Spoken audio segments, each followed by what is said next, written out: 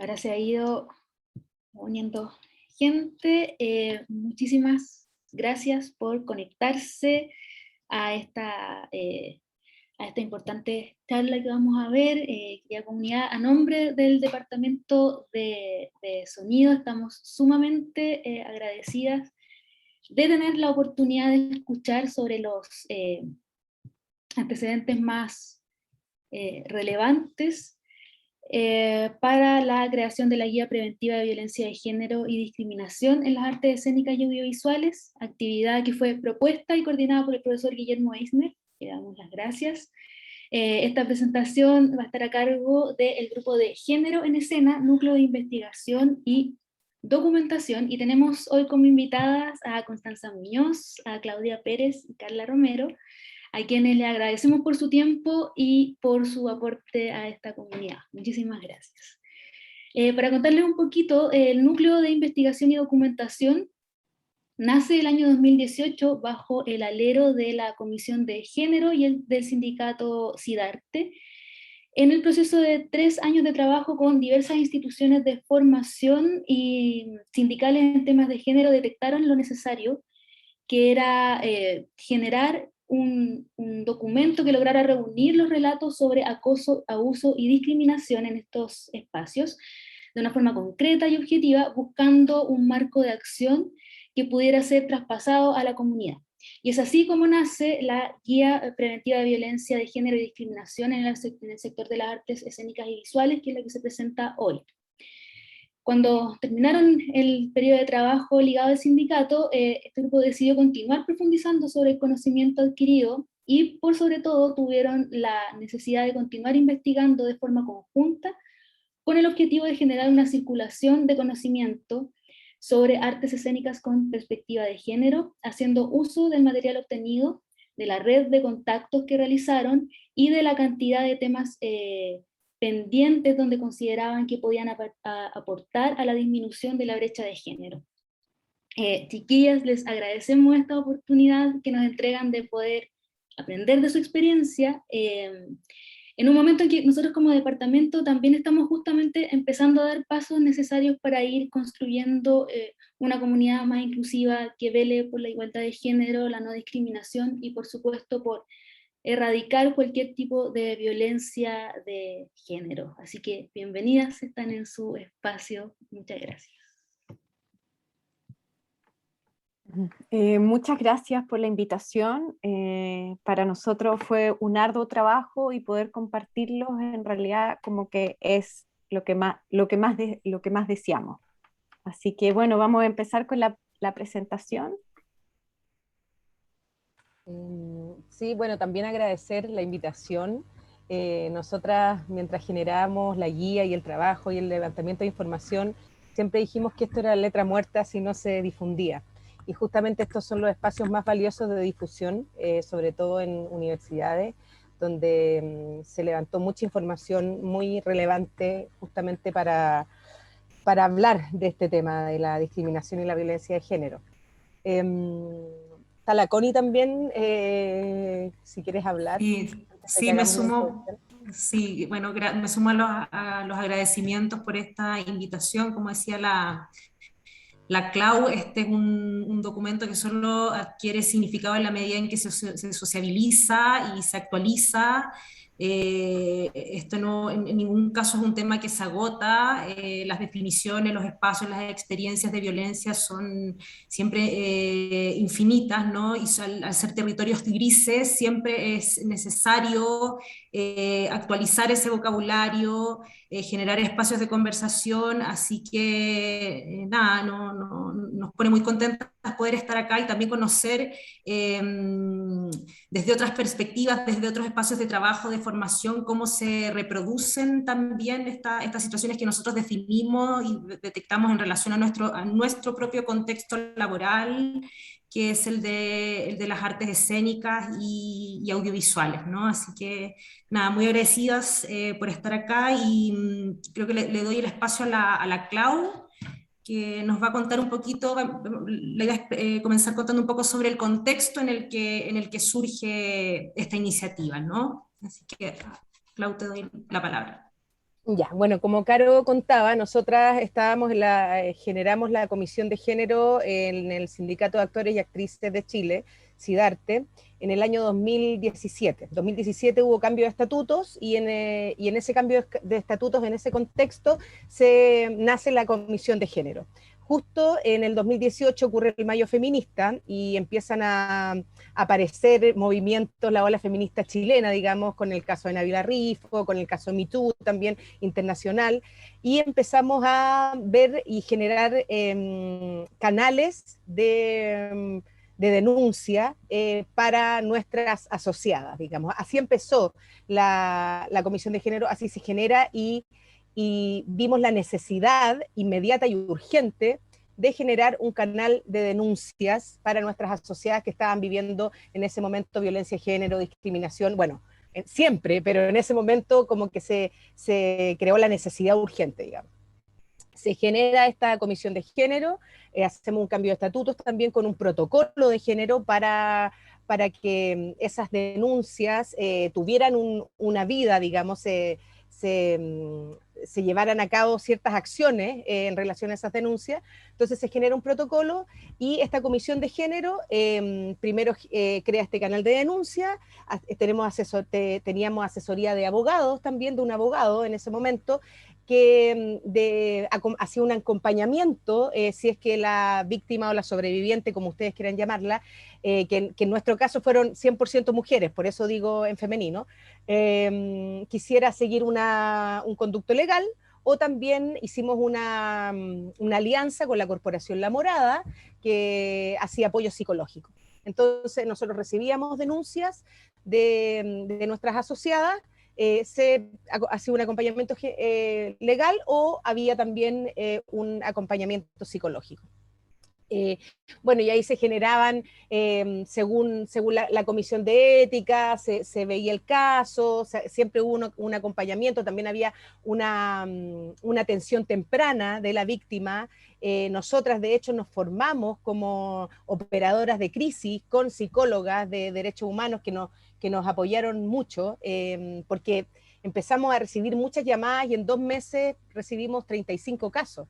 Entonces para nosotros también era súper fuerte ver la cantidad de mujeres que estaban viviendo en ese momento violencia y que nosotras además éramos actrices, no teníamos las herramientas tampoco de poder ayudarla y de poder contener esta explosión que hubo de casos, porque nosotras nunca imaginamos que iba a haber tanta gente, ¿no? Y además de gente de nuestro sector.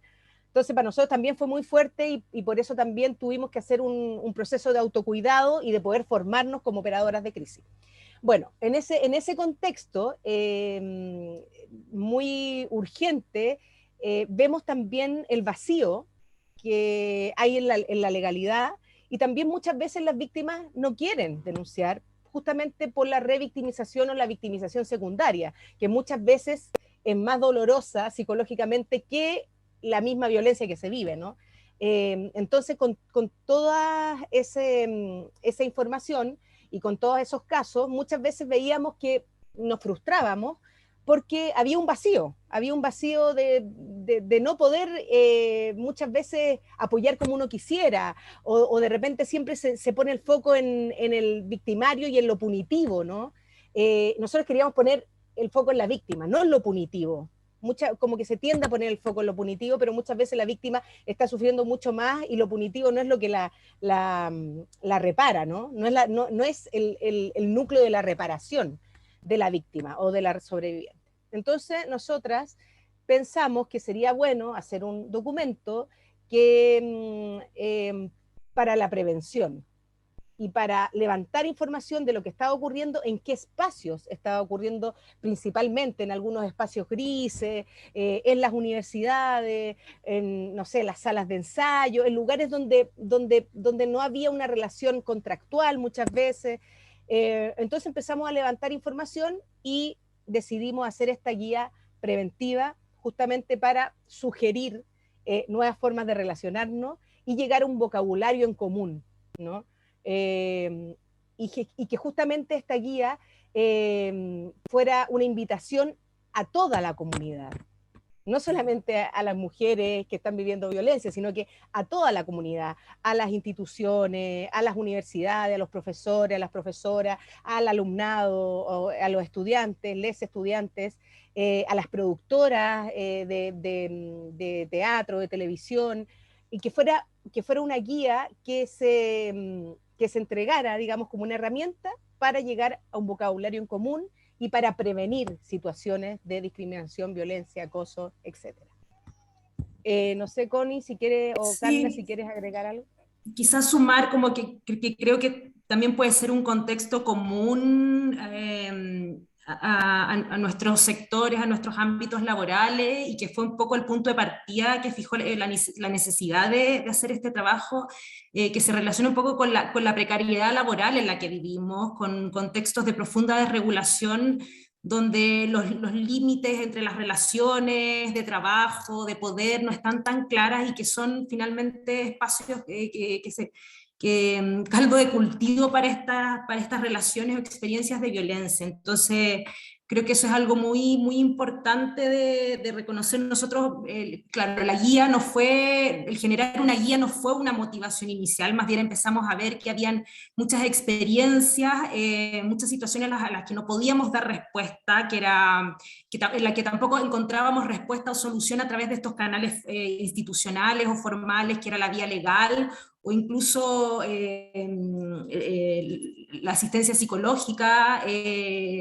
No se agota ahí, no se solucionaba ahí el problema. Un poco esta iniciativa de generar una comisión de género, de generar un protocolo, que fueron las primeras acciones que emprendió el sindicato, respondieron a la urgencia y a la emergencia de otras situaciones similares en el contexto, a propósito de lo que decía la Clau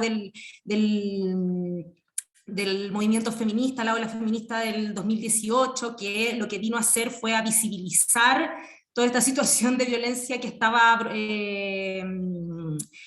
¿cómo se llama?, ebulliendo, o está muy presente desde, bueno, desde que tenemos conciencia de nuestra historia, ¿no? Pero que se hizo muy latente a propósito de estos movimientos masivos del Me Too, el Ni Una Menos, donde empezamos a conversar esto, donde esto empezó a circular en la conversación, donde estos espacios que nosotros reconocemos como grises, estos umbrales, dejaron de ser tal y empezaron a identificarse como situaciones de violencia. Y a propósito de eso, como decía la Clau, también llegamos a esta definición de la guía como un instrumento orientador de algunas relaciones, pero también y sobre todo un instrumento que permitiera dar un nombre y reconocer cuáles eran esas situaciones específicas de violencia, de tal manera que dejaran de estar en este terreno medio ambiguo, ¿no? Y darle un poco de marco y regularidad a estas relaciones tan indeterminadas en contextos de profunda precariedad laboral. Eso como para sumar un poco a lo que decía la Clau. No sé, Carla, si tú quieres agregar algo a eso, o quizás ya pasar, bueno, tiene un poco que ver también con la motivación. Sí. Sí, no solo agregar como a esta precariedad también esa incertidumbre en donde existe una especie, ¿no es cierto?, en nuestro ámbito de trabajo, entre que no es el profesor que da la información, sino que también a veces es un maestro al cual admiramos, entonces todo eso empieza a tomar rasgos muy confusos.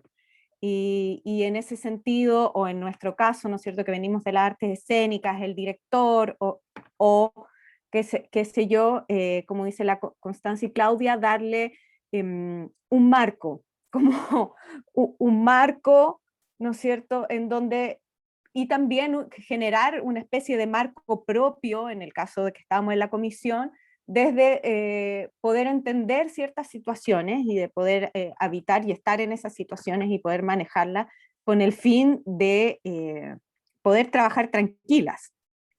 Eso un poco, de poder ejercer nuestra profesión tranquilamente y en las mejores condiciones. Eso, pero... Y en relación a lo que dice la Carla, ponerle palabra a lo que está sucediendo, porque muchas veces, claro, suceden cosas y en realidad, pucha, no, pero igual, pero si ella dijo, pero todos esos grises, en en esos contextos muy desregulados, sobre todo en las artes. Por eso es tan importante también que estemos en este contexto, en la universidad, con estudiantes de arte. Es muy importante ponerle palabra y decir, no, esto no es adecuado, esta situación que a ti te parece que es gris, no es. Y eso sí es acoso, y eso sí es abuso. Entonces, por eso es tan importante que esté plasmado en un papel, y por eso para nosotros, bueno, nosotros venimos del teatro, entonces la palabra es tan importante, ¿no? Ponerle un significado, ponerle un sentido a la palabra. Bueno, en relación a eso voy a compartir pantalla y para mostrar la presentación de la guía. Sí, quizás, Clau, mientras compartes pantalla, como contar algo que es súper importante también, que tiene que ver un poco como con el proceso y con la metodología de trabajo que nosotras encontramos para armar esta guía, que consistió en un proceso colaborativo, muy participativo, donde se convocó y participaron muchas organizaciones del área de formación, organizacional, laboral, de las artes escénicas y audiovisuales, donde participaron también distintos territorios. Ahí la Clau hace una mención al respecto, como el tema del contexto también es súper importante. Vimos durante el proceso de redacción de la guía también que, claro, los contextos laborales de teatro difieren enormemente si se trata si estamos hablando de, no sé, escuelas de teatro en Santiago, una escuela o espacios de formación en regiones donde además los núcleos, los espacios de trabajo son mucho más reducidos y tú te ves enfrentada muchas veces de manera obligatoria a relacionarte con la persona que puede haber ejercido violencia sobre ti. Donde el espacio de la denuncia no es tan sencillo. Entonces, todo ese proceso de construcción de la guía hizo mucho eco al diálogo, la conversación, a la experiencia. Hubo muchas jornadas de trabajo con escuelas. Ahí la participación y la guía de la Morada, la Corporación La Morada también fue fundamental a través de Francisca Pérez, que es su directora y que fue es la psicóloga con la que nosotros teníamos contacto y que guiaba, orientaba estos procesos de asesoría psicológica en el marco de la Comisión de Género, muchas conversaciones con ella, mucha investigación y mucha revisión también de antecedentes internacionales, revisión de protocolos a nivel local también, como fue un arduo proceso de investigación y diálogo que de hecho se extendió durante 2 años y al que finalmente decidimos ponerle punto final porque nos dimos cuenta que nunca íbamos a poder abarcar la totalidad y la complejidad del problema, y por eso también, vuelvo un poco a lo que comentábamos al principio, la importancia de estos espacios de conversación y de diálogo,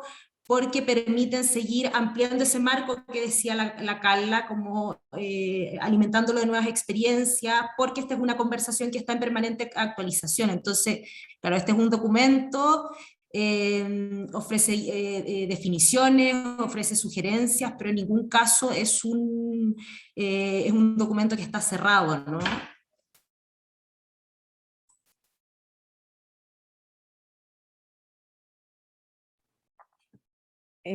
Seguimos avanzando, yo creo. Los principios, ¿no es cierto?, en que fundamos, ¿no es cierto?, nuestra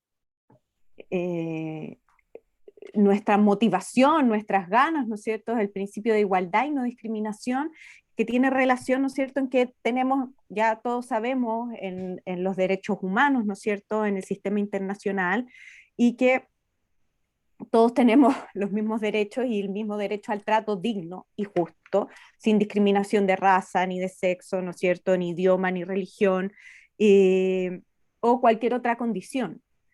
Y también el principio de respeto a la vida y a la integridad física, social y moral de las personas. En este sentido, ¿no es cierto?, el derecho también a un trato digno y a lo que significa una vida digna. Y garantizar que no, como persona no tenemos que sufrir, ¿no es cierto?, de la violencia o ser condenados a esa violencia. Y como decía la Connie, nos interesa, ¿no es cierto?, desde esa perspectiva, que esta guía está hecha para ser compartida, ¿no es cierto?, en todas las comunidades. Así también, ¿no es cierto?, sobre todo en aquellas que tienen como una estructura hegemónica masculina, no solamente para nosotras, mujeres o disidencias, sino por el contrario. O sea, queremos apelar, ¿no es cierto?, a poder compartirla con todos y discutirla con todos. Por eso, ¿no es cierto?, nosotros nos basamos también en los derechos humanos, en ser igualitariamente, tener los mismos derechos y el mismo trato digno. Exacto, yo creo que este paraguas de los derechos humanos, estos principios que nos inspiran, que contienen la guía, es súper importante en el sentido de que no tiene que ver con la ideología de género, que siempre uno escucha esto de la ideología de género, no tiene que ver con eso, tiene que ver con el respeto a la vida y con el respeto al ser humano, el respeto al trabajo, también el derecho al trabajo, que ahí yo siempre digo que también debería ser un principio que nos inspira el derecho al trabajo, y eso es súper importante, como que si alguna vez ustedes también van a poder presentar esta guía o poder estudiarla, como siempre verla desde ese prisma, ¿no?, de defender los derechos humanos. En ese sentido, yo quería agregar una cosita que me parece súper importante y que también lo discutíamos mucho con las psicólogas que nos asesoraron, que no tiene relación a una ideología de género. Además de lo que nosotros podemos, ¿no es cierto?, desarrollar, creer, pensar, tiene relación a los derechos esenciales de las personas, a de cómo nos organizamos y convivimos. Eso.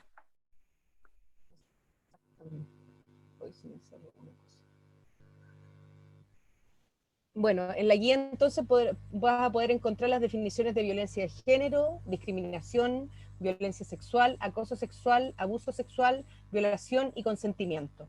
Bueno, es súper importante como las definiciones, ¿no?, para saber de qué estamos hablando, de ponerle palabra a una acción determinada. Esto no está en un gris, esto es una definición y lo que define la guía significa violencia de género, discriminación, violencia sexual, acoso sexual, abuso sexual, violación y el consentimiento. Yo creo que el consentimiento fue un concepto que trabajamos harto, porque cómo ocurre el consentimiento, ¿no? Porque el consentimiento no es solamente decir sí, no, el consentimiento tiene que ser además un consentimiento que no esté viciado, que no esté atravesado por alguna droga, por alcohol o por explotación sexual o porque, no sé, hay una jerarquía distinta. Entonces, en ese sentido, nosotros nos preocupamos mucho de encontrar una definición de consentimiento que abarcara todos esos grises y todas esas posibilidades, ¿no?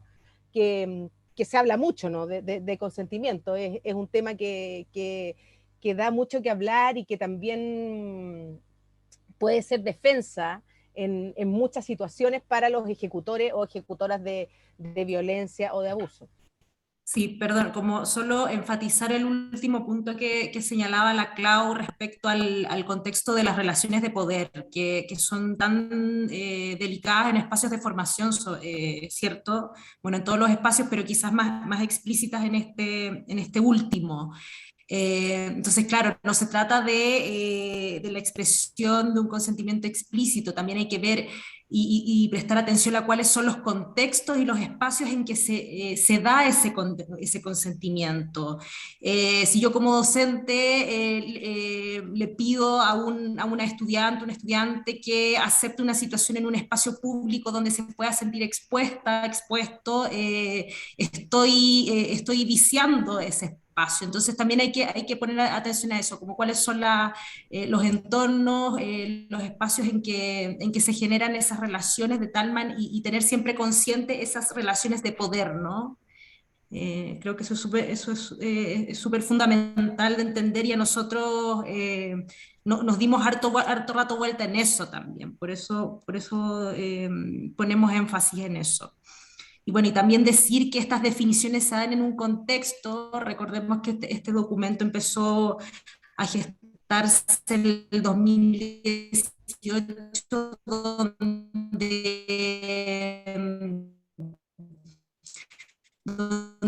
no había no teníamos, no estábamos, es más común hablar de violencia de género, onda hoy día en nuestro vocabulario está presente, pero en ese momento no lo era, y aunque hoy día son puntos necesarios de retornar, ¿no? Y de revisar cuáles son esas definiciones también, de dónde vienen, cómo se amplían, cómo se complejizan, por eso, y perdonen que sea como reiterativa en esto, pero enfatizar que es un documento, que lo que están viendo acá también es algo que es maleable, ¿no? Que es flexible y que necesita estar permanentemente revisado. Ojalá esto fuera siempre un disparador de conversaciones. Eso. Quizás avanzamos. Sí, y de decir también que hay algunos conceptos que están definidos por la tipificación de la ley, ¿no? O por el Código Penal, pero otros que son más grises y que tienden a entenderse de formas distintas. Entonces, este es el lenguaje común que queremos llegar en el fondo, es que todos quienes adhieran a esta guía, que la idea es que muchas instituciones puedan adherir a esta guía, como que tuvieran como el timbre de aquí, no sé, como un espacio libre de violencia, nosotros adherimos a esta guía, todos estemos de acuerdo con que violencia de género significa, tiene una definición, consentimiento tiene una definición, y es la que da esta guía, y bueno, y después se puede ir cambiando, digamos, se puede ir desarrollando. Bueno, también clasificamos algunas formas de violencia sexual, de género y de discriminación, y ejemplificamos conductas asociadas a esas formas de violencia, con el fin de ayudar al reconocimiento y la visibilización y la prevención. Por ejemplo, ahí tenemos las formas de violencia de género. No sé si quieren, chiquillas, leer. La violencia laboral, ¿no es cierto?, la desigualdad salarial, y yo creo también como de trato, o muchas veces se da, ¿no es cierto?, que tenemos mismos horarios, pero distintos contratos, misma carga laboral, etcétera, violencia económica, violencia mediática, violencia sexual, violencia gineco-obstetra y violencia de Estado. Bueno, en la violencia laboral podemos ver, o sea, en la guía hay muchos ejemplos, digamos, también, no sé, pues el ejemplo de que te pregunten si quieres tener hijos, o te pidan un test de embarazo, que es algo que sucede en las entrevistas de trabajo, o por ejemplo nosotras en la escuela de teatro nos pedían ir en traje baño para las pruebas de admisión. También, no sé, obstaculizar el acceso a puestos de poder o liderazgo dentro de las instituciones, basándose en su género, y así distintas violencias laborales, que hay miles, digamos, y que uno además tiene que estar y poner el ojo también las que suceden en tu entorno, que son muy distintas según los territorios, según las instituciones, etc. Bueno, la violencia económica, que es controlar a través del dinero, que haya una manipulación a través del dinero y una jerarquía, igual sucede. Bueno, la violencia sexual, que es algo que conocemos directamente, y las imposiciones, hacer actos de connotación sexual. Bueno, y la violencia de Estado, que la vivimos ahora en el último estallido y todos estos años, estos últimos años. No sé si quieren agregar algo, Connie, ¿queréis agregar algo? No, yo creo que avancemos, o sea, como, claro, hay varios ejemplos ahí en la guía que se pueden observar, obviamente esos ejemplos son finitos, pero la idea es poder ayudar un poco a entender y a definir, contextualizar cada uno de estos tipos de violencia, y lo mismo con los otros criterios, aquí, el mismo ejercicio con las formas de discriminación por nacionalidad, origen étnico, por género, por edad, política, ideológica. No son todas las formas de discriminación que existen, pero son las que más resonancia nos hicieron en relación al contexto y al punto de vista del que estábamos abordando esta guía, ¿no? Yo avanzaría quizás para que vayamos a los ámbitos de sugerencia, bueno, mismo ejercicio con las formas de acoso sexual, cuáles son las manifestaciones del acoso sexual, entender que hay formas no verbales. Un ejemplo que siempre, Clau, que me parece súper elocuente, como para entender por qué también es importante definir y caracterizar Estoy con mala señal, parece, ¿no? Sí, Sí, pero un ahora te poco. escuchas bien, ahora te escuchas bien. Ya, no, pero eso, como es que encuentro que ese ejemplo que da la Clau siempre es súper gráfico y súper bueno para entender la función de esta intención tan descriptiva de la guía. Sí, bueno, además sobre todo en las formas del acoso sexual que se pueden dar en muchas formas y muy soterradas, ¿no? Y además en contextos muy íntimos.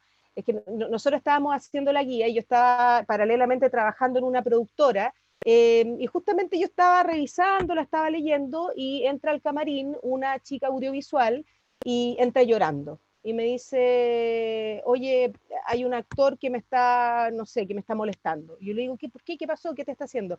No, es que me bloqueó la pasada y me miró y después yo me puse súper nerviosa y me fui y me sentí muy loca. Le dije, mira, justamente nosotros estamos haciendo la guía y definimos como una forma de acoso sexual no verbal presencial obstaculizar el paso. Es una forma de definir. Esto es acoso sexual. Y ella se puso a llorar y me dijo, por favor, préstame ese material. Y yo le dije, pero bueno, yo lo tenía impreso. Y fue donde el productor general y le dijo, oye, ¿sabes qué? Hay un actor que me hizo esto y esto es acoso sexual. Y mira, y hay una guía, que es una herramienta que están haciendo desde el sindicato de actores, desde el mismísimo sindicato de actores, que es un actor el que lo hizo. Y el productor fue a hablar con el actor, bueno, lo sancionó y además decidió que la productora no estuviera más cerca de ese actor. Entonces, fue increíble como algo que incluso ni siquiera ni siquiera lo habíamos terminado, sino que el ponerle nombre, el decir, esto sí es, yo no estoy loca, yo no me pasé un rollo, esto sucedió y esto tiene un nombre, cómo derivó a que finalmente le creyeran o le dieran el valor a lo que sucedió, ¿no? Porque podría haber quedado como la loca, ay, te pasaste, ay, que le ponís color, pero si fue un chiste, fue una talla, que es típico que queda, son situaciones que quedan en ese ámbito, ¿no? Entonces, por eso fue tan evidente la necesidad también de llegar a un acuerdo de vocabulario y de situaciones que uno no está loca y no se las inventa, sino que realmente son situaciones de acoso sexual. Bueno, en la guía vamos a encontrar muchos más ejemplos, no sé, pues no verbales presenciales, miradas persistentes, sugerentes de carácter sexual, sonidos relativos a la actividad sexual, suspiros, silbidos, gestos de carácter sexual. Bueno, y así pueden encontrar ejemplos de formas de acoso sexual no verbales presenciales, manifestaciones físicas, extorsiones, amenazas, ofrecimientos, manifestaciones por medios digitales. Después, bueno, definimos el abuso sexual o formas de abuso sexual, que es, por ejemplo, tocar partes íntimas sin consentimiento, violación, obligar a una persona por fuerza, intimidación o sumisión química a tener relaciones sexuales. Y después, no sé, Carlita, si quieres seguir. Sí, entonces identificamos, ¿no es cierto?, 8 ámbitos que nos parece como la parte sustancial a mi modo de ver, en donde nosotros podíamos sugerir ciertas cosas que nos parecían muy relevantes para prevenir, porque justamente como lo hablábamos, los procesos casi es como una de denuncia, ¿no es cierto?, también judiciales y qué sé yo, son bastante, en algunos casos, traumáticos. Al final, sí, no sé, ya no se dice revictimización, pero es una doble victimización. Pasa, Victimización, ¿no?, secundaria. Exacto, victimización secundaria. Entonces, lo que a nosotros nos interesa es generar esos espacios en donde obviamente siempre las relaciones humanas están llenas de complejidades, pero prevenir esas situaciones que nos puedan parecer violentas y definirlas de algún modo. Entonces podemos ir a los ámbitos de sugerencia. Eso. Y en el fondo Sí. nosotros dividimos los ámbitos para sugerir nuevas formas de relacionarnos, ¿no? Los ámbitos de sugerencias es el contacto físico, y sugerimos formas de relacionarse con respeto al el contacto físico, el lenguaje verbal y no verbal, canales de comunicación, materiales de estudio, ahora en este contexto, ¿no? De formación tan importante, roles de género, estereotipos y participación, los espacios extralaborales, los espacios extraacadémicos o formativos y prácticas y relaciones con el cuerpo. En relación a eso... No sé si estoy con muy mala señal, pido disculpas, pero ¿me escucho fluido, no? Sí, sí, ¿Chiquilla? Sí. sí, sí. Ya no, solamente como para profundizar un poco en el tema de los ámbitos de sugerencia, que como decía la Carla, es como lo central de esta guía, porque es la parte en que pone en contexto estas definiciones que vimos previamente, que tienen que ver con la violencia de género, formas de discriminación, pero llevadas a nuestro contexto específico de formación laboral y de organización en artes escénicas. Entonces ahí pasa, por ejemplo, no sé si podemos volver un poquito, Clau, como para explicar un poco dos conceptos que creo que yo que dan cuenta de forma muy elocuente sobre esta idea de la especificidad del sector, que son los espacios extralaborales y extraacadémicos. Nuevamente, volviendo a esta idea de que somos un ámbito muy desregulado, muy informal en muchos casos, donde hay mucha precariedad laboral. Entonces estos espacios extralaborales, por ejemplo, vendrían a ser los castings, las entrevistas, que si bien no son espacios laborales propiamente tal, porque no hay una mediación a través de un contrato, no hay una relación laboral, sí anticipan o inciden en ellas, ¿no? Entonces nos pareció importante también entregar algunas sugerencias y algunas definiciones dirigidas a este espacio en particular en el ámbito laboral y referido al ámbito académico de formación, por ejemplo, el espacio del ensayo, las reuniones de trabajo, donde la mayoría de las veces también ocurren las situaciones de violencia, ¿no? Son en estos espacios donde no hay una supervisión, que son espacios que rayan en estos grises que mencionamos al principio, donde la mayoría de las veces se producen situaciones de violencia, de transgresión física, psicológica, etc. Y bueno, ejemplo, y luego no sé si Dale, quieres Clau. que lea en relación a eso, Sí, yo creo que sería bueno. por ejemplo, sugerencia en espacio extra académico o formativo, se sugiere a las escuelas y a los docentes propiciar metodologías que entreguen orientaciones para normar el espacio de ensayo, por ejemplo. En nuestra área de las artes escénicas, se sugiere aplicar al espacio de ensayo las recomendaciones referidas a los ámbitos anteriores.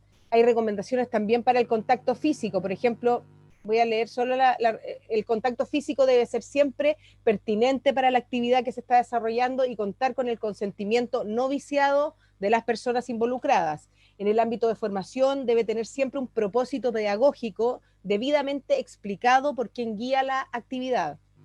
Entonces, en el fondo vamos sugiriendo, según el levantamiento de información y los espacios donde suceden comúnmente situaciones de violencia, y cómo nosotros podemos sugerir una solución para evitar y para prevenir. Sí.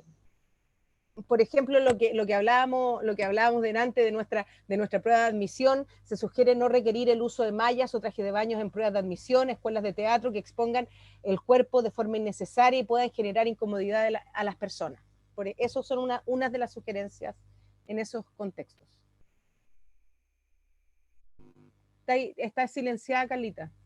Perdón, me quería detener en dos aspectos, por ejemplo, en canales de comunicación, que hoy día me parece como de mucha importancia poner atención ahí en relación a cómo nos comunicamos, sobre todo a través de las redes sociales o el WhatsApp y qué sé yo, que de repente puede ser una herramienta muy eficaz, muy rápida, pero también con mucho acceso a nuestro, y ahí lo quería hacer un link, a nuestra intimidad, ¿no? Sobre todo, por ejemplo, en espacios de formación, en donde transgredimos el tiempo y el espacio de un otro, con el WhatsApp, qué sé yo, a cualquier hora, como también esta cosa de que lo viste, no lo viste, me contestaste, no me contestaste.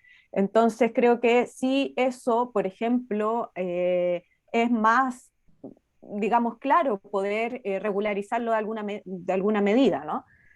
Y creo que evita muchos problemas en ese sentido. Y me refiero también al último punto, prácticas y relaciones con el cuerpo, específicamente, ¿no es cierto?, en las artes escénicas, que son, bueno, la danza, también en las artes visuales y sobre todo en el teatro. No sé, en el caso, por ejemplo, de algunos intérpretes, instrumentistas, por ejemplo, ¿no? También a pesar que es el instrumento, también hay una relación muy íntima y muy corporal entre el profesor y los estudiantes. Entonces, específicamente, por ejemplo, en teatro, ¿no es cierto? Nosotros consideramos al cuerpo como una herramienta de trabajo, pero ¿qué pasa cuando ya no es, hay un límite, una porosidad muy peligrosa entre el cuerpo como herramienta o como cognitiva, emocional, afectiva, etcétera, no solo como el cuerpo físico, pero también se accede a un espacio de intimidad, en donde yo creo que cada subjetividad, cada individuo tiene sus propios límites. Entonces, ¿cómo hacemos esa conversación de cuánto estoy dispuesto, ¿no? Como con este consentimiento que no es solo decir, ah, sí, yo consiento, pero cuando estamos en un espacio jerárquico a veces no nos queda más que dar el consentimiento. Entonces, ahí empieza esa complejidad. Y también, como lo digo desde mi lugar también como de profesora en las artes escénicas, decir, bueno, es necesario para aprender o para transmitir, ¿no es cierto? Porque eso es una transmisión de información y conocimiento, un aprendizaje a un estudiante que transgreda de alguna forma su espacio íntimo en que le es incómodo transgredir eso. No podemos encontrar otra forma de transmitirlo. Entonces yo creo que esas son las preguntas que nos invita a hacer este documento. Y por eso, por ejemplo, con el cuerpo se hace tan evidente, ¿no? Es necesario que en teatro hay ejemplos muy concretos, incluso que pueden poner en peligro al estudiante, ¿no es cierto? Es necesario pasar por eso, por ejemplo, para entender el teatro, bueno, por poner un ejemplo, no sé, el teatro de Artaud, ¿no? El teatro y su doble, en donde busca lugares más oscuros.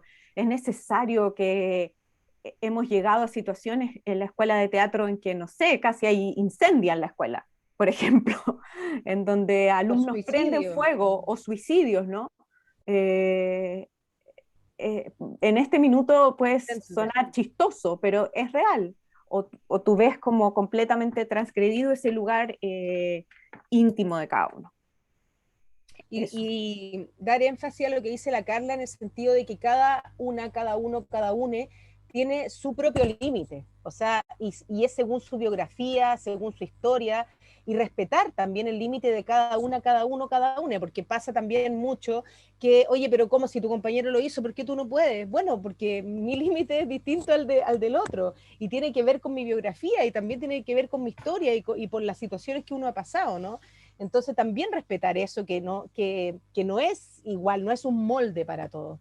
En relación también al material de estudio, que ahora que estamos justamente en un contexto de formación, también es importante sugerir, hacer sugerencias en ese tema, digamos, por ejemplo, evitar toda distinción, exclusión o restricción de materiales basados en sexo, que tenga por objeto, por resultado, menoscabar o anular el reconocimiento y visibilidad de las mujeres, disidencias sexuales y o cualquier categoría identitaria, que es algo que se ha ido viendo, ¿no? en esta etapa, que uno y de repente te das cuenta y haces una revisión de todos los libros que te daban para leer en el colegio o en la universidad y el 90% eran de hombres y tú dices, chuta, no existían mujeres que eran académicas o que habían escrito sobre este tema, y resultaba que sí existían muchas mujeres, pero sin embargo no se daba como material de estudio. Entonces ya hacerse esa pregunta ya hace que se visibilicen más material de estudio que no tenga distinción de género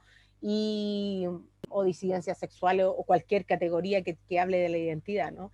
Me parece súper interesante el punto, por ejemplo, en el material de estudio, porque yo no creo que yo creo que lo importante es que tengamos como la atención más allá, porque no es cierto, no se trata como de la censura, ¿no? Sino como la atención y la puesta en crítica del material con el que nosotros trabajamos. Yo creo que eso es súper como sustancial, como entender en qué lugar y en qué contexto se ponen a dialogar las cosas. No sé. Sí, Por ejemplo, sí, yo creo que eso que señala la Carla es un punto de vista súper importante, como, porque yo creo que es una reflexión que nos atraviesa harto hoy en día, como qué hacemos con estos materiales, con estas referencias cuyas autorías hoy están puestas en cuestión, ¿no?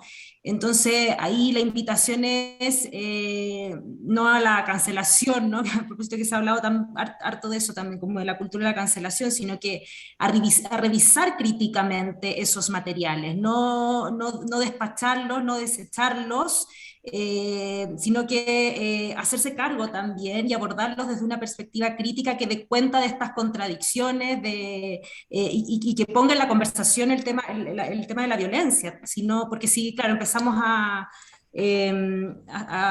generar ese borroneo de la literatura, qué sé yo, los materiales de referencia, también de alguna manera se anula o se suprime ese espacio de conversación.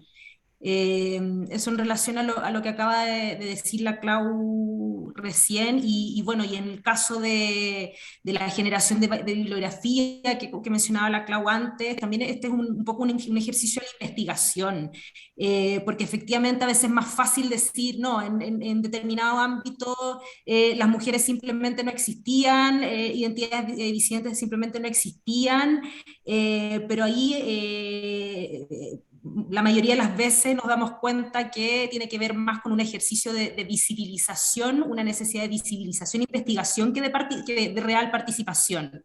Eso en relación a ese punto. También en relación a los roles de género y estereotipo y participación, también, bueno, en nuestra área es súper fuerte eso, como el estereotipo de género, la belleza, justamente se sugiere garantizar el acceso a todo tipo y la participación equitativa y paritaria a todos los roles, digamos. Por ejemplo, nosotros incluso en la institución, cuando se dio el diálogo con las universidades, con la Universidad Católica, con el DUOC, con el Circo del Mundo incluso, se habló, por ejemplo, de que por qué no podía entrar personas con una discapacidad a teatro. Por ejemplo, el Circo del Mundo hizo un taller de circo a niños ciegos. Y fue hermoso. Yo fui, de hecho, a la presentación de Circo de los Niños Ciegos y de verdad que es de los eventos más bellos que he vivido en la vida artístico. Entonces, claro, como que se niega la participación por estereotipo, incluso a gente con alguna discapacidad, y yo creo que justamente el abrir esa puerta va a entregar mucha más riqueza al área artística. O sea, eso le va a dar muchas más dimensiones artísticas. Entonces, justamente revisarlo, y es como cuestionarse y decir, chuta, durante tanto tiempo hemos repetido patrones, ¿no? Qué importante es abrir este espacio y generar nuevas experiencias que pueden ser incluso más maravillosas que otras. Entonces, en relación a los roles de género, es súper importante también como abrirse, o sea, la sugerencia, abrirse.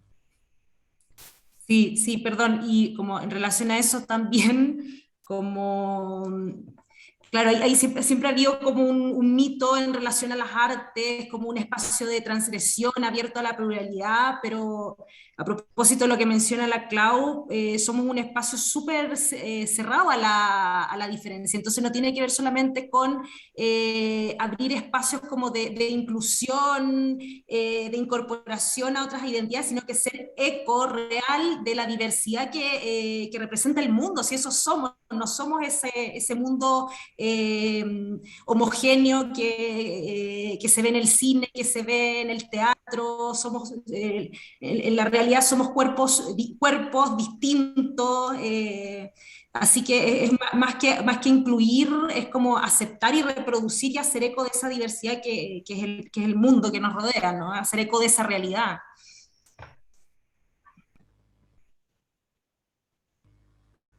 Exacto. Es que es súper importante, para nosotros fue súper emocionante también hacer esta guía, porque uno se encuentra con tantos temas que uno, incluso trabajando en género, no los viste o los naturalizaste. Lo que dice la Connie es tan real, ¿no? Que el arte finalmente, su misión es hacer eco de la realidad, y muchas veces estamos muy lejos de eso. Pasamos a las otras sugerencias. Sí, justamente en las otras sugerencias está lo que ya habíamos hablado de incorporar la perspectiva de género en mallas curriculares, programas y planes de estudio en contextos de formación, y justo lo que habíamos un poco en relación a las bibliografías, no a los textos, a los referentes, que tiene que ver,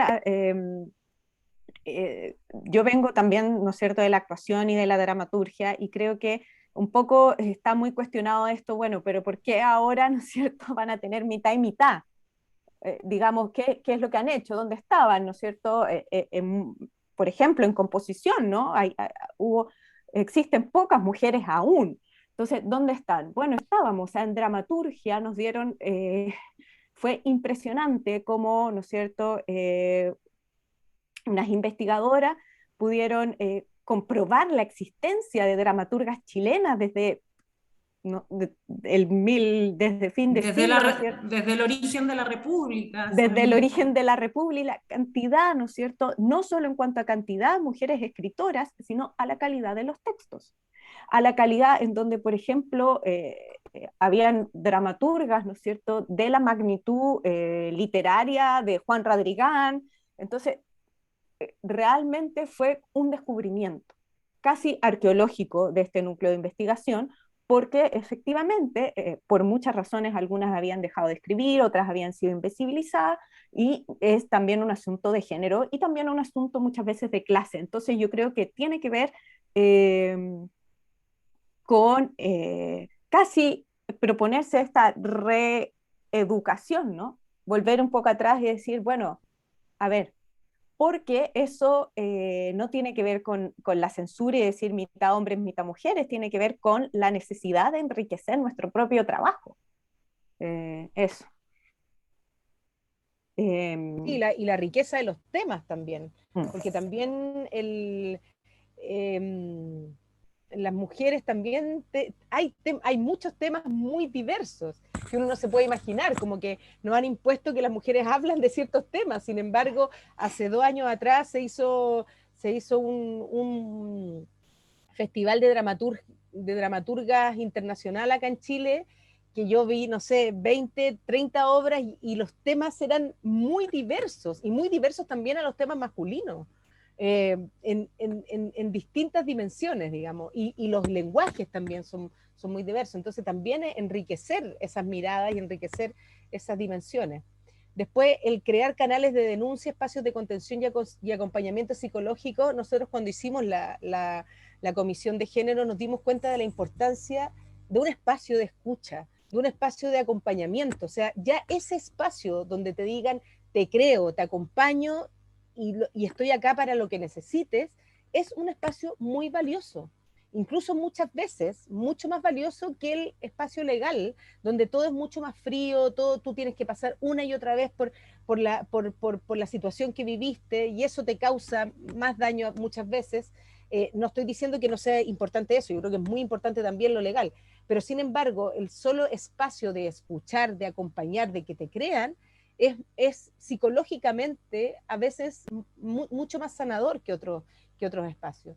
Entonces, que invitar a las escuelas, a las organizaciones, a las instituciones a crear estos espacios de acompañamiento y de contención, ojalá con especialistas en psicología y en la legalidad, digamos. Crear comisiones de género, departamentos, unidades que orienten a formar, prevenir y a conducir procesos en casos de denuncia, que dialoga con el punto anterior. crear protocolos que permitan dar respuesta y conducción a los casos de denuncia, programas de jornada reflexiva y formativas, que es lo que estamos haciendo ahora, y realizar también campañas de difusión y de visibilización de estas actividades. No sé si quiere cerrar, Connie, o... Yo quisiera agregar algo, ¿no es cierto?, como a la prevención, que la considero fundamental y esencial, sobre todo porque también estamos en un momento, ¿no es cierto?, crítico, políticamente, socialmente, en donde todo esto, más la pandemia, genera, ¿no es cierto?, estrés, y vemos muchas, por ejemplo, funas o cosas en donde también decir nuestro trabajo fue justamente a eso, eh, a desinfantilizar un poco esta situación de que tú hiciste esto y te funo y tú no sé qué, porque eso también es muy dañino, ¿no es cierto?, para las relaciones. Y creo que... Puede ser un arma de doble filo también. Exacto, entonces creo que la prevención hay un campo que hay que indagar, profundizar, conversar, para que podamos, en el fondo, tener una mejor convivencia. Bueno, ahí sale el drive donde pueden encontrar la guía, igual se lo vamos a mandar al Guillermo y a la Caro para que compartan la guía con ustedes, porque, bueno, esta fue solo una presentación con los titulares de cada uno de los conceptos y de las reflexiones y de las sugerencias, pero en la guía pueden encontrar toda la información más acabada. Voy a dejar de compartir, si anotaron ahí.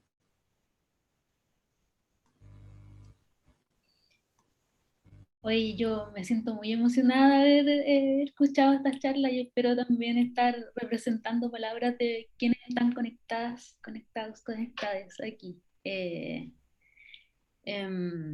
ganas de sentarnos a tomar un tecito y a conversar de esto más. Me gustaría, hay palabras pedidas. Me gustaría, tengo la palabra de Guille. Aquí. No sé si... Hola, sí, Caro, ahí. Hola, ¿se escucha? Sí, perfecto. ¿Se escucha o no? Estoy con mala Sí, se señal, escucha. parece. Sí, Se escucha. se escucha. Ya, ok. Ya, no, nada más que, bueno, igual que Caro, agradecerle un montón a la Claudia, a la Connie y a la Carla también. Es fundamental y es muy importante esta actividad porque estamos también en un proceso formativo, en el sentido que estamos naciendo como departamento de sonido y está todo por hacer también. Y más aún en el ámbito de género. Justamente el activo, nosotros tenemos un proyecto de desarrollo como departamento y uno de los objetivos estratégicos para este periodo es justamente como visibilizar y generar una agenda más amplio en el espacio.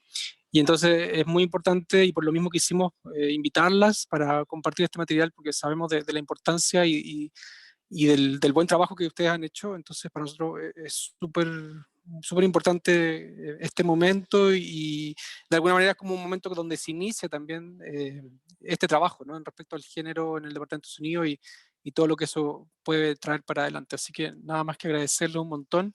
También esto después lo vamos a compartir con el resto de la facultad, porque yo siento que para todas las escuelas de la facultad de teatro, de danza, de música, de visuales, todas las escuelas están tocando estos temas también, así que es importante compartirlo luego. Así que nada más que muchísimas gracias.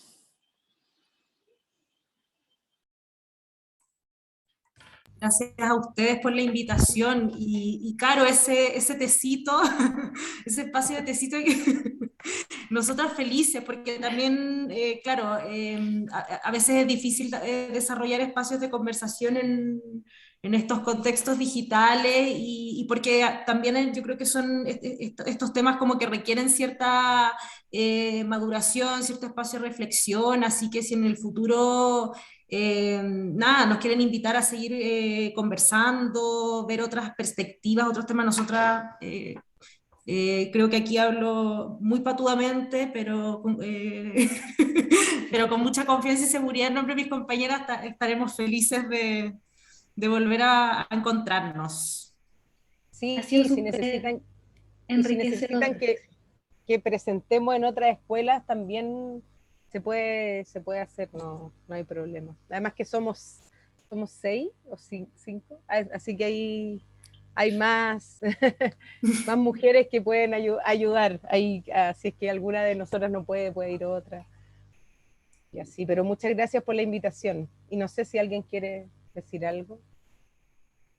Sí, a ver si hay alguien más de quienes están aquí presentes que quieran hacer alguna pregunta. Vale, dale nomás, Valentina. Hola, o sea, como darle las gracias como de parte del estudiantado, porque instancias como esta son las que peleamos el 2018 en Mayo Feminista, entonces es muy bacán como poder, pasado el tiempo, como tener este tipo de instancias. Como muchas gracias por la charla, por los conocimientos y la experiencia que nos transmitieron, y creo que es como súper importante como leer esta guía cuando uno empieza una carrera en las artes, y si bien ustedes dijeron que es como para la arte escénica, se puede como imponer en distintas áreas, como los conciertos, los estudios de grabación, que también son igual, llegan a ser muy íntimos de repente, y existen estos idas y venidas con todas las personas que participan en instancias como más musicales, como que totalmente sirve la guía que nos presentaron, así que muy bacán, muchas gracias.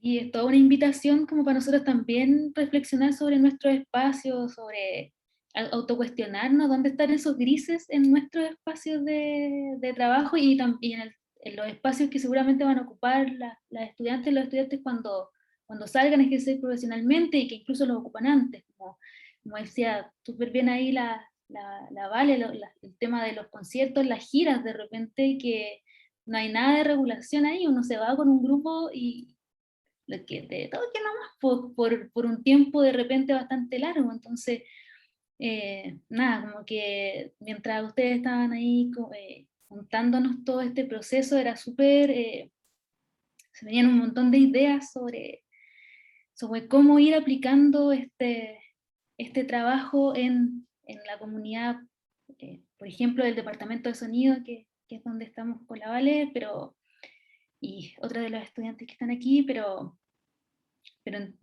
incluso en otras áreas, incluso en otras áreas de nuestras vidas como personales, afuera de la comunidad universitaria. Así que nada, absolutamente agradecida por toda esta charla tan enriquecedora. No sé si alguien más quiera compartir algo, hacer alguna pregunta.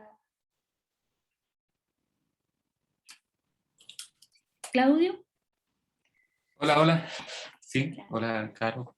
Hola, Claudia, Constanza, Carla. Agradecer la presentación, muy necesaria. Creo que deja bastantes reflexiones y hay que seguir trabajando ahí. Bueno, yo soy profesor del Departamento de Sonido, como especializado como en el área audiovisual. También participo en Síntesis.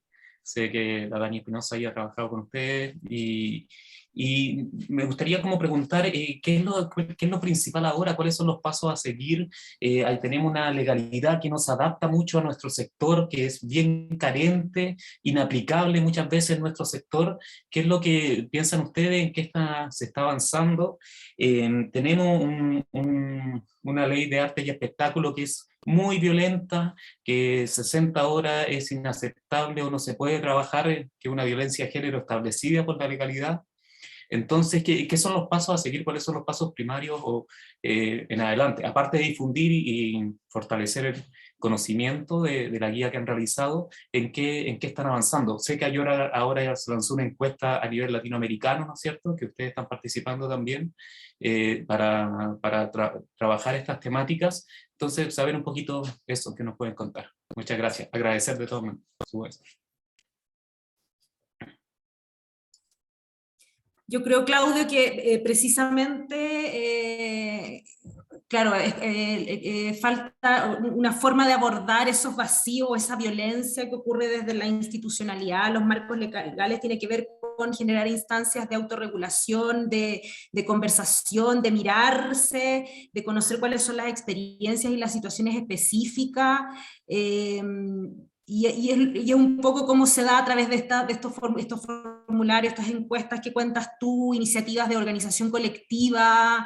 Hoy día vemos que a partir del Mayo Feminista hubo muchas organizaciones gremiales de mujeres que se conformaron y que están trabajando para producir conocimiento, que yo creo que es la base finalmente como para poder generar acciones, para poder generar cambios culturales de paradigma, porque son temas que hasta hace 2 años estaban súper naturalizados, invisibilizados, como mencionaba la Clau al principio, sencillamente no había vocabulario para nombrarlo. Entonces, ahora yo creo que hemos avanzado a pasos agigantados, o sea, que estemos ahora con una convención constituyente paritaria, que el tema de la paridad sea un deber como medida de equidad para alcanzar una igualdad de género, que esas cosas estén en nuestra conciencia colectiva son pasos súper importantes. Pero yo diría eso, como generar estos espacios de encuentro, de autoconocimiento. Yo creo que un poco el proceso de construcción de la guía fue así, ¿no? Escuchar mucho, conversar, conocer experiencias y a partir de ahí ir erigiendo medidas que ayuden a erradicar estas prácticas y formas de relación que son tan tóxicas, ¿no? Que que hacen tanto daño a las comunidades.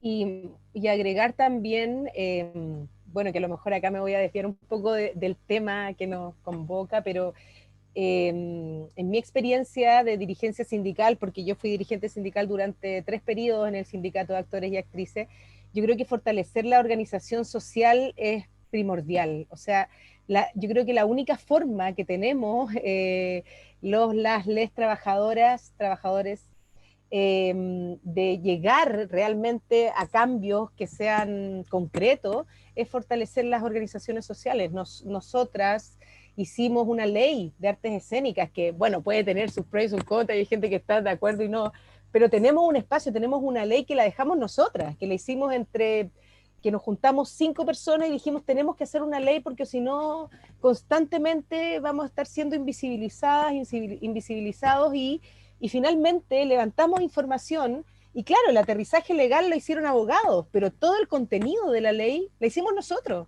las bases, el sindicato, nuestras socias, nuestros socios, nuestros compañeros de circo, de danza, de títeres, narración oral, gente incluso que ni siquiera existía, los narradores orales como que ni siquiera existían, no se conocían como en el sector. Sin embargo, se organizaron y quisieron ser parte de la ley y ahora salen tipificados en la ley. Entonces, en relación a esa experiencia que nosotros tuvimos en nuestra dirigencia cuando estuvimos a cargo del Sindicato de Actores y Actrices, fue una experiencia súper enriquecedora y que yo puedo decirlo que se pueden lograr cosas siempre y cuando uno se organice y que trabaje, porque claro, pasa mucho que uno además, sobre todo en nuestro trabajo que es tan atomizado, que estamos tan solos y que nos obliga el ministerio a competir entre nosotros además, porque ni siquiera es un trabajo mancomunado, una sinergia, sino que nos obligan a través de los fondos concursables a competir y a pegarle codazo a nuestros compañeros, el poder juntarse, el poder conversar, el poder definir y levantar las problemáticas de cada sector y eso llevarlo a algo legal o a otro espacio, no sé, yo cuento la experiencia con la ley, pero también, por ejemplo, esta guía también fue igual, nos juntamos y dijimos cómo hacemos algo que quede, digamos, que sea realmente una herramienta y un aporte que quede y que no quede solamente en la catarsis, que la catarsis está muy bien, que se haga en espacios de asamblea, pero de la catarsis, cómo lograr a que suceda algo y algo que quede, yo creo que es fortalecer las organizaciones sociales y dar un trabajo sistemático y tener conciencia de eso. Eso. Hoy muchas gracias, de verdad. Estoy cada vez más contenta.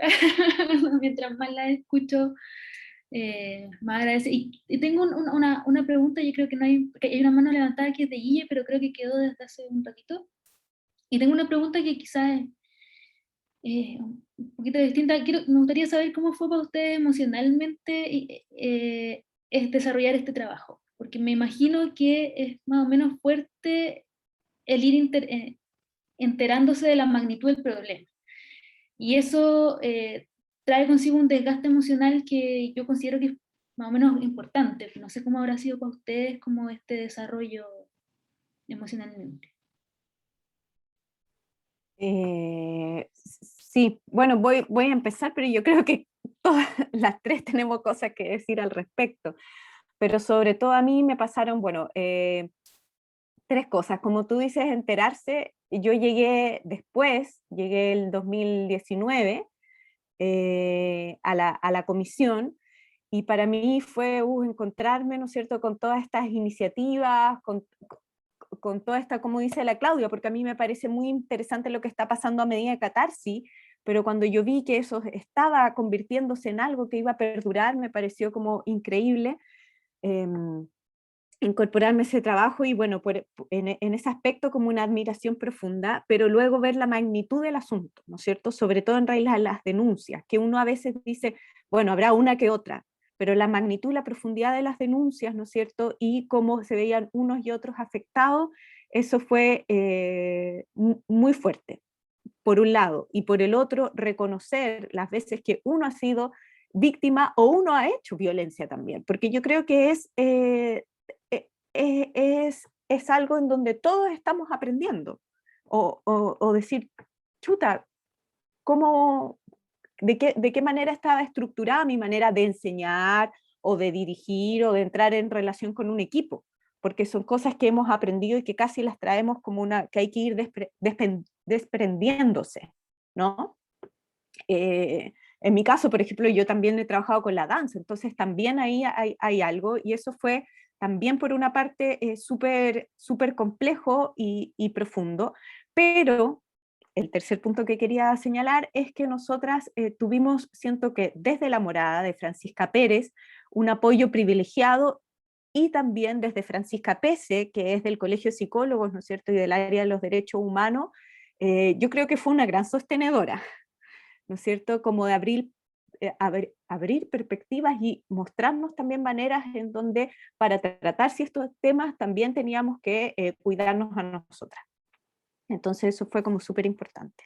Sí, yo creo que ahí fue, como dice la Carla, y es fundamental en estos procesos también como el acompañamiento especializado, porque nosotras también nos vimos en un minuto enfrentadas a...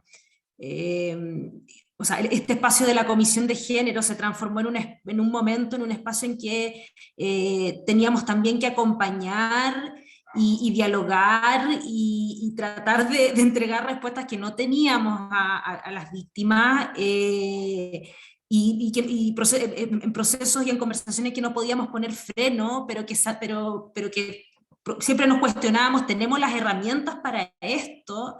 Entonces yo creo que eso es fundamental, como en todos estos procesos de conversación, de diálogo, de investigación, de organización, que refieren a estos temas, ojalá siempre contar con voces especializadas, porque hay personas que se han dedicado mucho tiempo a investigar esto, que trabajan, que acumulan experiencia, y para nosotros eso fue fundamental como guía y como acompañamiento. Yo creo que el proceso de la guía fue como también como una medida de respuesta a esta gran frustración que sentimos en el marco de la comisión de género, y claro, cuando veíamos que nos llegaban denuncias que en la mayoría de los casos terminaban en nada, porque había un marco legal que no permitía darle solución. Entonces, en ese sentido, claro, el proceso de la guía fue más luminoso, entre comillas, aunque ahí nos enfrentamos a otro problema, que era como cuando le ponemos fin a esto, porque es interminable, porque es infinito, como decía la Clau al comienzo, o sea, en algún punto, y que lo dice la Rita Segato también, que la experiencia de la violencia también es una experiencia subjetiva, como no hay gradualidades en la experiencia de la violencia. No hay violencias más graves que otras, eso depende de cómo lo vive la persona.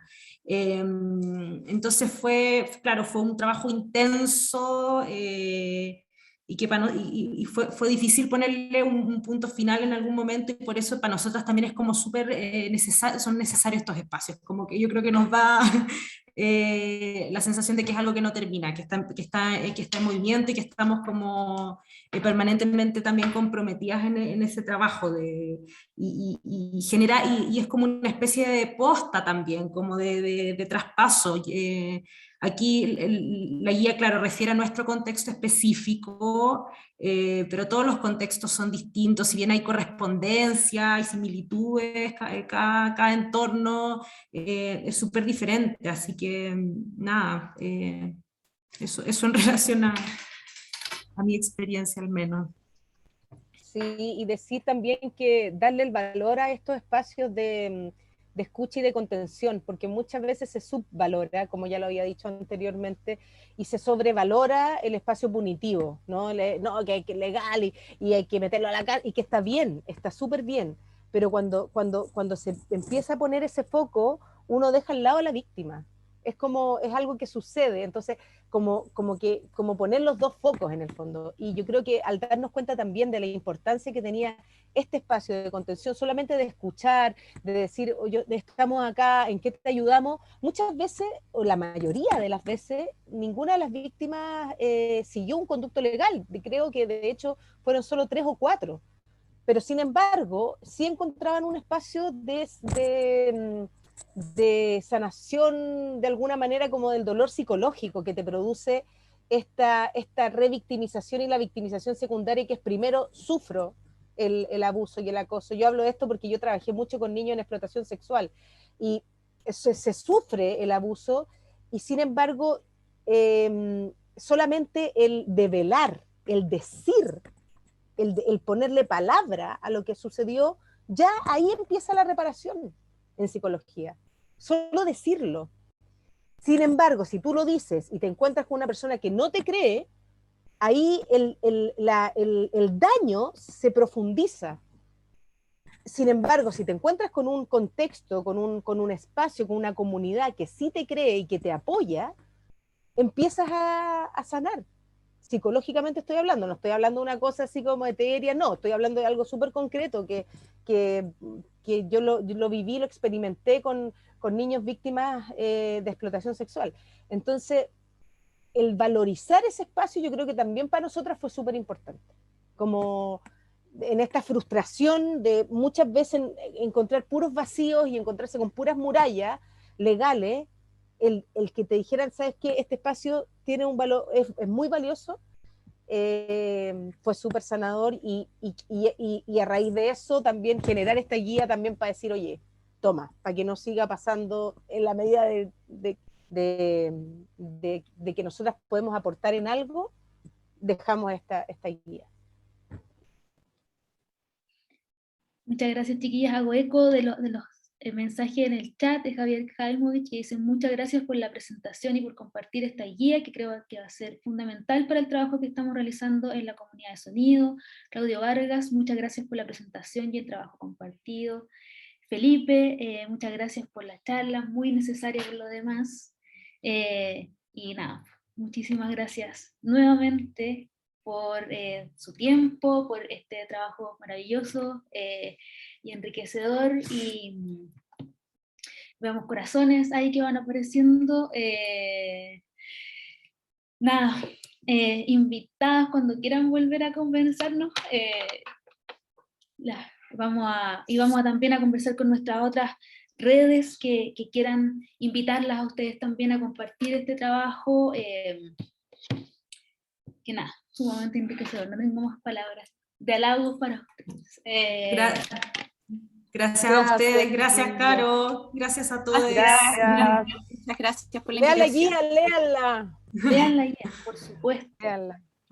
Sí. Quedamos por terminada entonces esta presentación. Muchas gracias a quienes se conectaron. Nos vemos en una próxima sesión acá de charlas en el Departamento de Sonido. Chao. Chao. Chao. Chao.